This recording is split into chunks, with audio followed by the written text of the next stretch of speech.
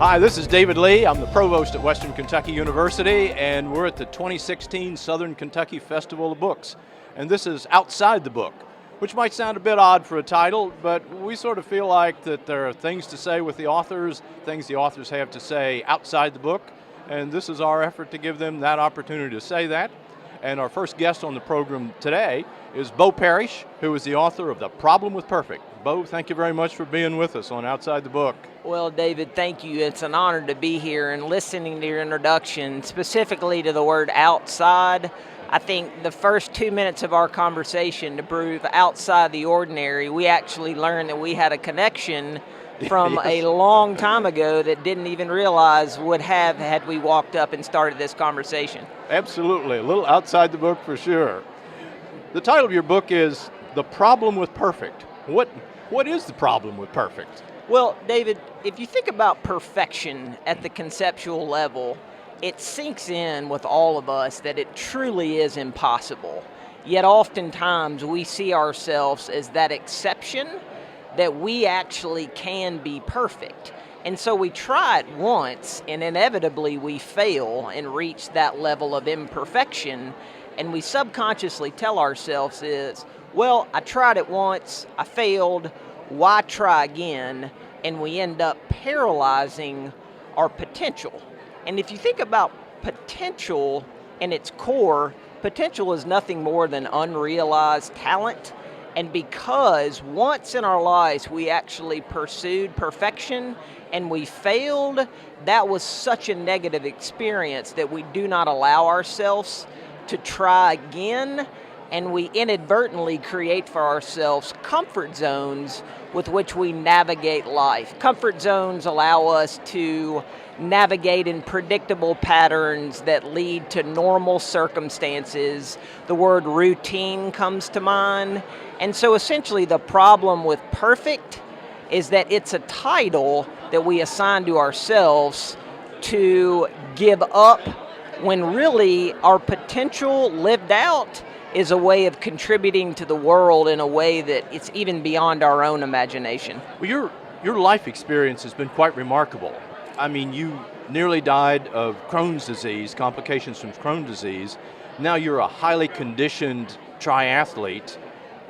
Tell us a little bit about that journey and how that works with perfect and not perfect. Sure.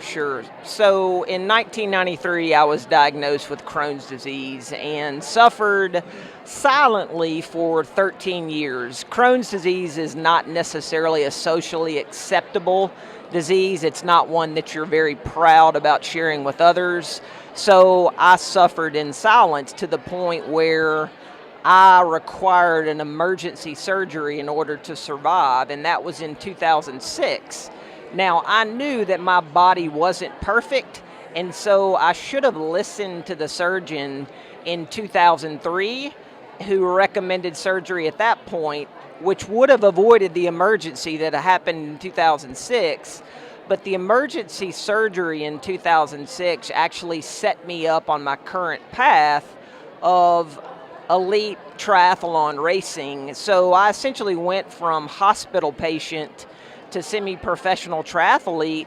Triathlon was my purpose, was my pursuit to recovery, and my body, although now still far from perfect, it's certainly more conditioned than it was in 2006 when I was literally within 30 seconds of fighting for my life. Well, given the success you've had as a triathlete, obviously you're a very driven person in a lot of ways. How do you keep that line between being driven and being motivated, but not on an uncompromising pursuit of perfection? Well, so I have created for myself a path, and the path involves 6 specific points, and conveniently, as I write about in the book, they all begin with the letter P. David, I like to use alliteration as far as memory is concerned, and so literally on a daily basis, I run through these 6 Ps, the first of which is my potential for the day. Where is the difference between where I am now and where I want to be? Leading into the second P, which is pursuit. What is the first step I'm going to take towards reaching my potential today? The third step being pain. Anytime we try something different, inevitably we will experience pain. So I program my mind ahead of time to experience that pain, which quickly on the other side leads to perseverance. Because if we can anticipate pain, it makes it a little bit easier to deal with, even in a daily pursuit. On the other side of perseverance is passion, where the excitement returns. And then once I find my passion, even on a daily basis, I'm led to my purpose, ultimately, which is to fulfill the lives of those around us. You see, I truly believe in my heart of hearts that our purpose is not our own, and we are meant to serve others and to make the lives of those around us better. So even in a daily basis, when I start off realizing what my potential is for that day, and I end up reaching it, which would be my purpose, my wife is happier, my boys are happier, those that I work with are happier, and my training partners are happier. So it really is a 6-step process that I go through every single day. And I suppose, in a sense, you're happier as well. No question. That's great. Bo, this is a remarkable story, a remarkable achievement on your part. Thank you very much for sharing it with us, and thank you very much for being part of Outside the Book. Well, thank you for the opportunity to share. Joining us now on Outside the Book is Jane Olmsted. Jane's a prolific writer over a long period of time. She has a doctorate from the University of Minnesota, and she currently serves as head of the Department of Diversity and Community Studies here at WKU. Jane, thank you very much for being with us on Outside the Book. Thank you, I appreciate it. In particular, your most recent book is, I'm sure, a very painful book, Seeking the Other Side, done with Fleur de Lis Press. It's a collection of poetry that grows out of the murder of your 20-year-old son several years ago. Could you talk with us a little bit about how you decided to write about something so personal and so painful? Well, I'll answer that by saying I've written poetry off and on over the years, so the collection actually includes poems before that happened.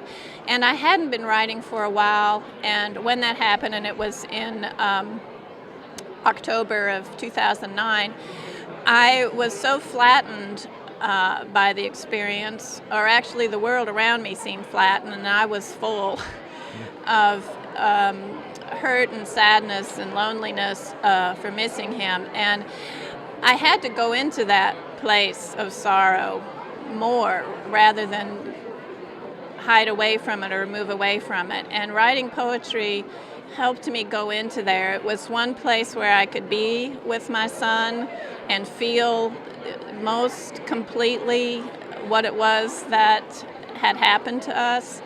And so I just worked on those poems over a couple of years, and there's a movement in them from the shock of at the beginning through, I hope, a kind of a healing or a coming to terms of what it means to live without someone that you loved very much and who was taken from you suddenly and unfairly.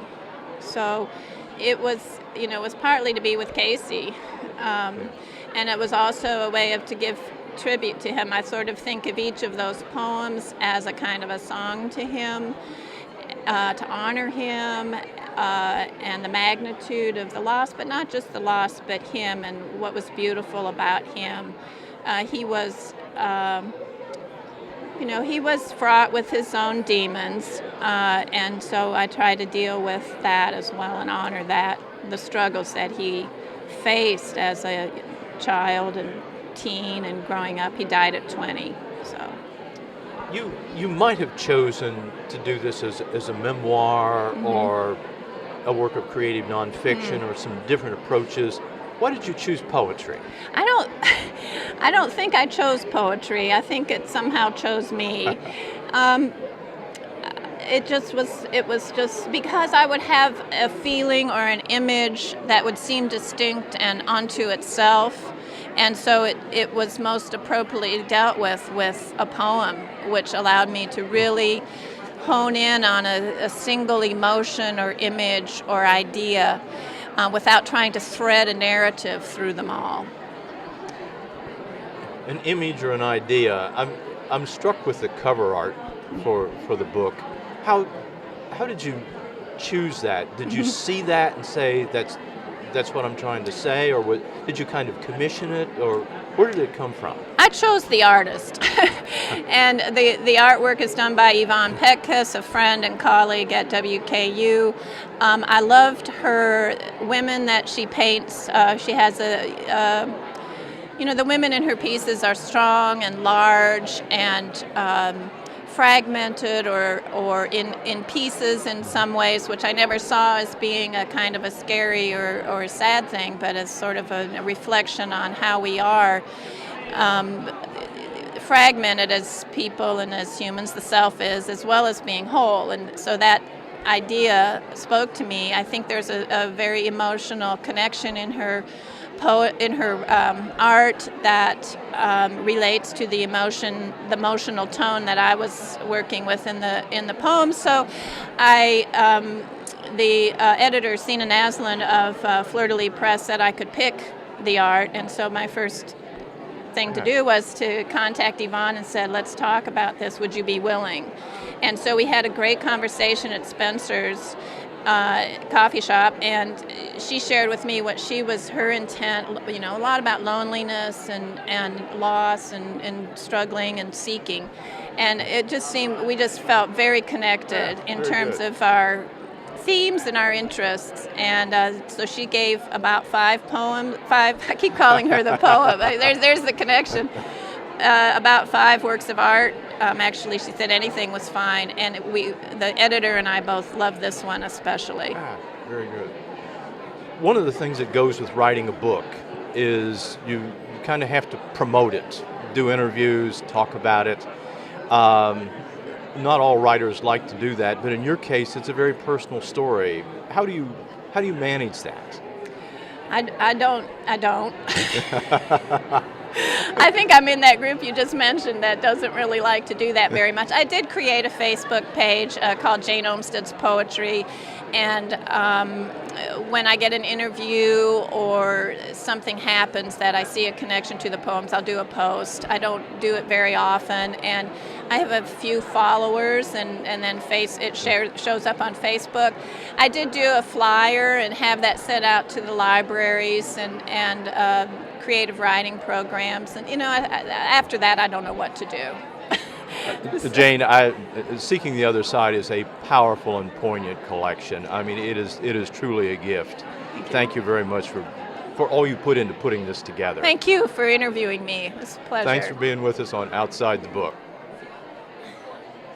Joining us on this segment of Outside the Book is Lauren Castillo. She's a children's author and illustrator.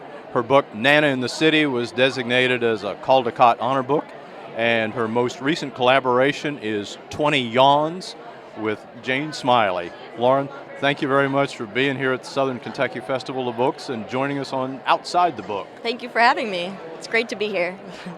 Jane Smiley is certainly an intriguing name in American literature. How did you and she come to be working together? Yeah, well, so in picture books, it's really interesting. It's a very separate collaboration between author and illustrator. The publishing house acquires the manuscript, so they had acquired Jane Smiley's text, and I had a relationship working with them on a previous book called The Reader, and they wanted to work together again, and Jane Smiley's text came in, and they thought that I would be a good match for it. And when I read the text, I knew that I was on board immediately. So yeah, it was an honor to work with Jane. We just met for the first time 2 weeks ago when we did a little mini tour for the book out in California and New York, and so we were able to finally meet each other face to face after working on this book for over 2 years. So. Oh, very good, very good. I'm intrigued with how you self-identify. You say that you are a reader, a writer, and a hedgehog doodler. Readers and writers, I know. What's a hedgehog doodler? In about 2 years ago, I was sketching in my sketchbook, as I do often, and I started drawing this hedgehog character, and I just fell in love with the idea of drawing this hedgehog character, and that led to beginning to write a story about this particular character. And it was the first time that I had written a story where the character came first before, like the character and the development of the character came before the actual like idea for the story came about. So yes, if I was to ask to draw whatever I wanted, I would probably doodle a hedgehog for you. They're very cute animals. You have a very distinctive style, not surprisingly, but you have a very distinctive style and a particularly strong line. Could you talk a little bit about where that comes from? How do you see the world that way? Sure. Yeah. So all my books are a very thick, heavy line, and usually painted in watercolor and added textures. The line is so thick because I work very, very small, and I enlarge my line. I enlarge my sketches, whether photocopier or computer scanning, and that creates a very thick, grainy line. And it's just something, what I really like about the art is that it's sort of a coloring book in a way. It's these, and something about those thick lines is really appealing to young kids. I think my target audience always seems to be like the 2 and 3 and 4 year olds, like the really young guys who are drawn to my art.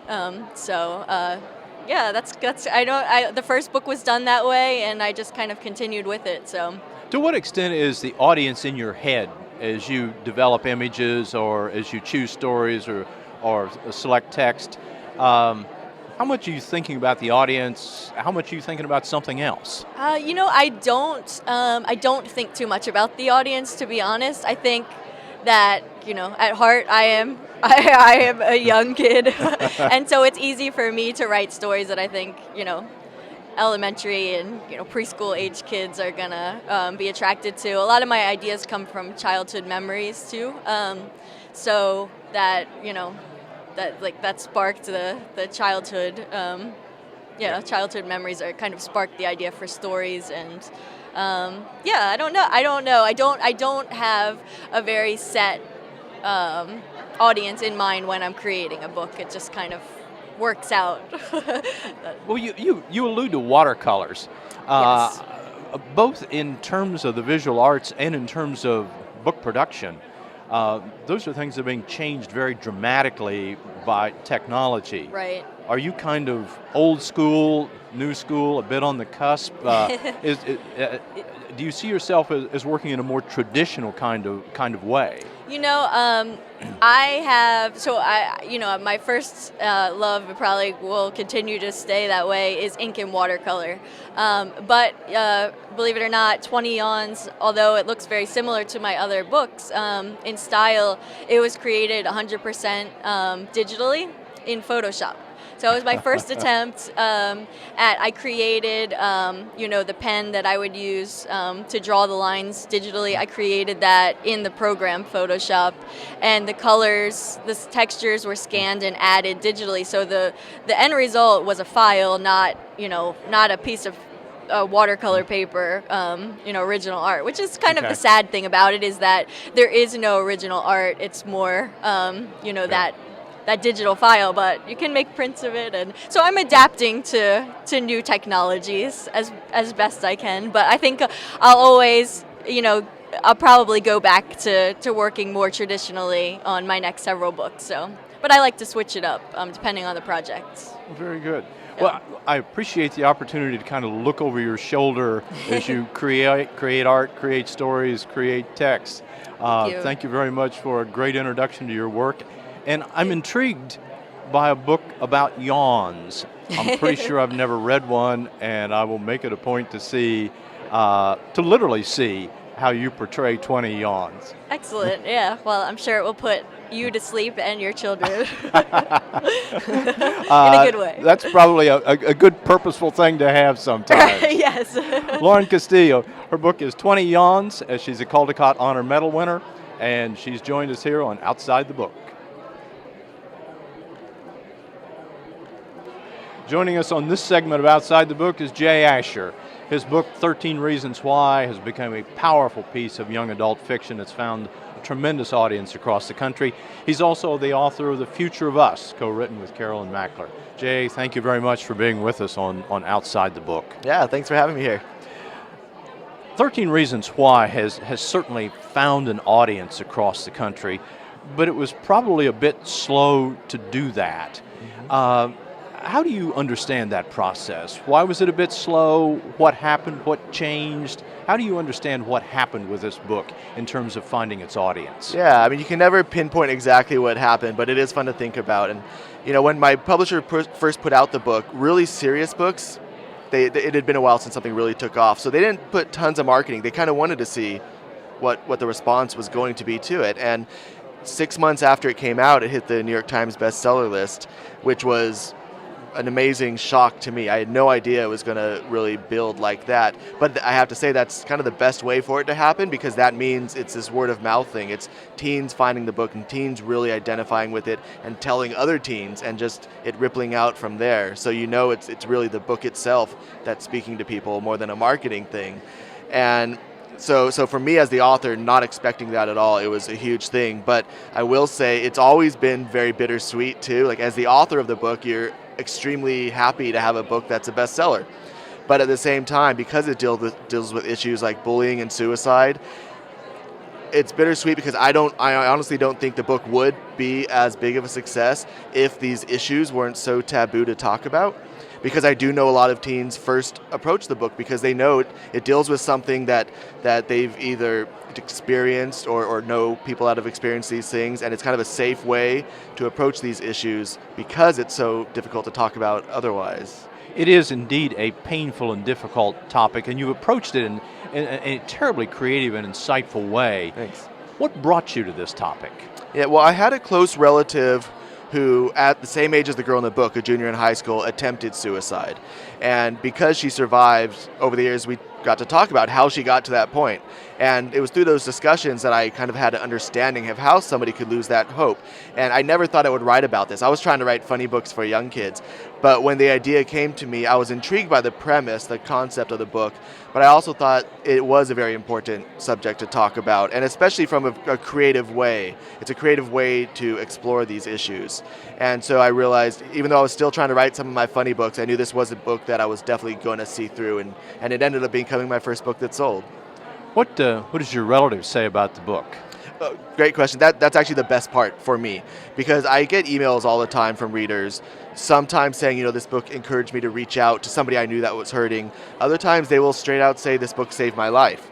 And I've shared enough of those with my relative, who now, she's doing great. This happened, you know, a long time ago, but she's now heard enough of those responses from readers that she says if she had to experience what she did that led to her attempt, that led to the inspiration behind a book that has helped so many people, it was worth it, which is an amazing thing. Nobody's ever going to say anything that profound to me, you know.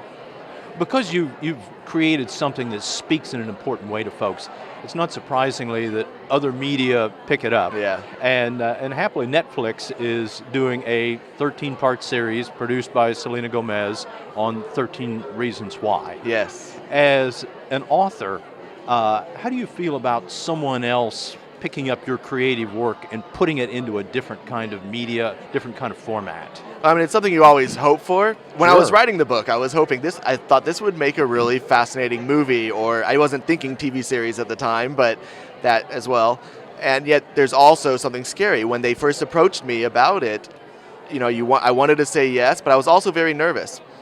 Because, you know, there's all these horror stories about books that turn into a movie or whatever that end up not being very good from the author's perspective, at least. Mm-hmm. And so you're nervous about that. I feel I am very lucky with the people that wanted to turn it into a Netflix series.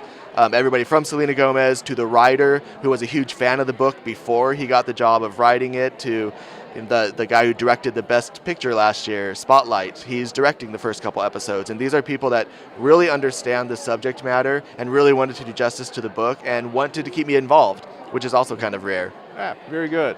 Yeah. One of your readers slipped me a question. Okay. And the suggested question is, why is Clay so likable? So Clay's the character. He gets these cassette tapes from this girl who commits suicide, and you're in his head as he's listening to these tapes and trying to you're wondering why he got these tapes, because she's explaining 13 stories about people at her school who she feels led her to this decision. And I knew the majority of the suspense of the book was going to be you wondering what this guy did, because he's who you're identifying with as the reader. And so I knew if what he did was horrible, one, he would know about it right at the beginning of the book, in which case there goes all the suspense. But I also knew he's the character you're identifying with. You're hearing Hannah's story through him, filtered through him. And I felt if what he did was really horrible, you would feel horrible when you realized it for following him so closely. So I wanted him to be a character that you could identify with, but who by the end of the book changes in a way that everybody can change, being more willing to reach out to other people. Well, Jay, it's a powerful story. And is this your first manuscript? Not by far. I actually spent 12 years trying to get published with other books, like I said, funny books for young kids. Yeah. And this was the first thing I'd written for teens, first thing I had written that was serious. And so it ends up being my first book published. And then, of course, you're known as a serious teen author when that's not at all what you were going for, but now I love being that. Speaking at schools to students is my favorite thing as an author. So you persevered as a writer and it worked. Yeah, very absolutely. Good. Yeah, 12 years, long time. Jay, it's a powerful story, and thank you very much for being with us on Outside the Book. Thank you. This is Outside the Book. We're at the 2016 Southern Kentucky Festival of Books, and my name is David Lee, and thank you very much for joining us.